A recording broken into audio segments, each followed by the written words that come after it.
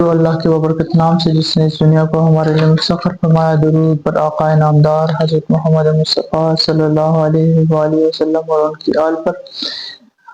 مولا روم جلال الدین رومی رحمۃ اللہ علیہ فرماتے ہیں، انسان کا نفس خود ظالم ہے جو ظالم کی حمایت کرتا ہے۔ انسان کو سب سے پہلے اپنے نفس کا سر قلم کر دینا چاہیے تاکہ وہ مظلوم اور ظالم کے بیچ میں امتیاز کر سکے۔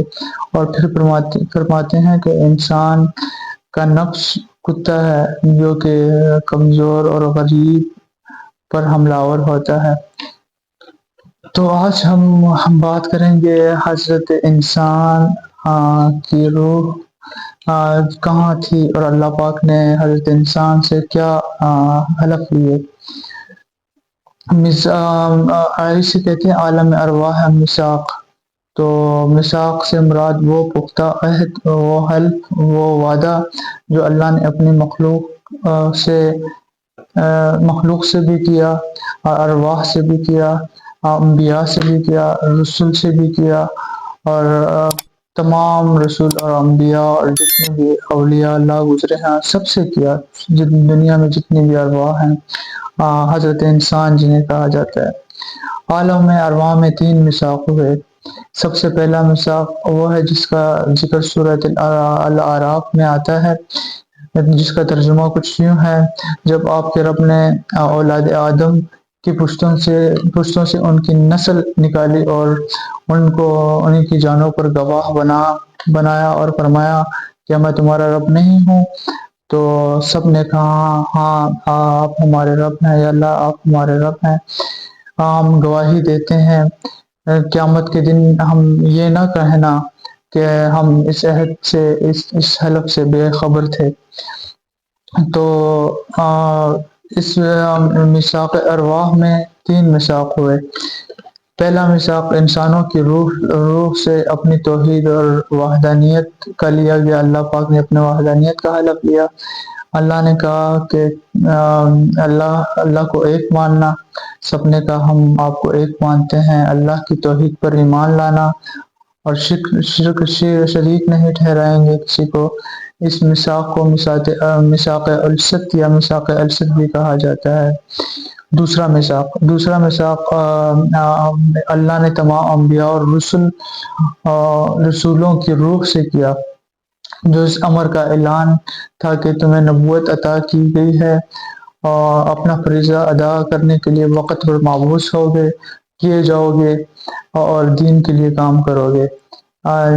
جیسے کسی شخص کو عہدے پر فائز کرنے سے پہلے اس سے حلف لیا جاتا ہے، اوتھ سیرمنی جسے کہتے ہیں، جیسے وزیر اعظم حلف لیتا ہے یا چیف جسٹس، ایسے حلف لیا گیا انبیاء کرام سے۔ تو انبیاء کرام کا جو انبیاء کی حلف برداری کی تقریب تھی وہ روحانی تقریب تھی۔ تیسرا حلف بھی اللہ پاک نے انبیاء اور رسولوں اور انبیاء عظام سے لیا، جس نے ان سے نبوت اور رسالت محمدی صلی اللہ علیہ وسلم پر ایمان لانے کا تھا۔ ہر نبی اور رسول سے یہ وعدہ لیا گیا کہ وہ پیغمبر آخر الزماں حضرت محمد مصطفیٰ صلی اللہ علیہ وآلہ وسلم کی نبوت اور رسالت پر ایمان لائیں گے۔ تو سب نے یہ عہد کیا کہ ہم نبی آخر الزماں حضرت محمد صلی اللہ علیہ وسلم کی نبوت اور رسالت پر ایمان لاتے ہیں۔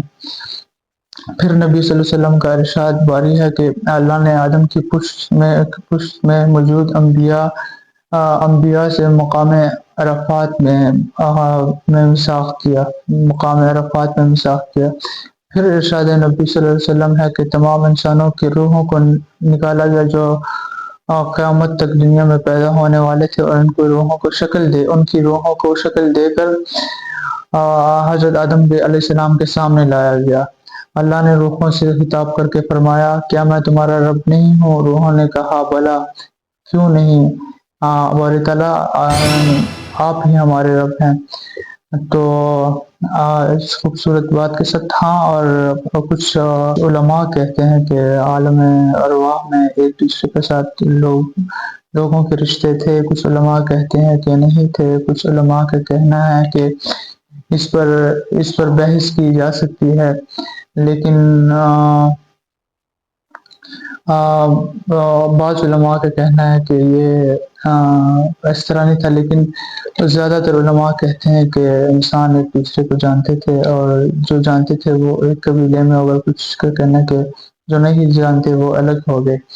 تو اس خوبصورت بات کے ساتھ آپ سے اجازت لوں گا۔ ہدایت انہی کا دروازہ کھٹکھٹاتی ہے جو ہدایت کے طلبگار ہوں۔ اگلی ویڈیو تک کے لیے اللہ حافظ۔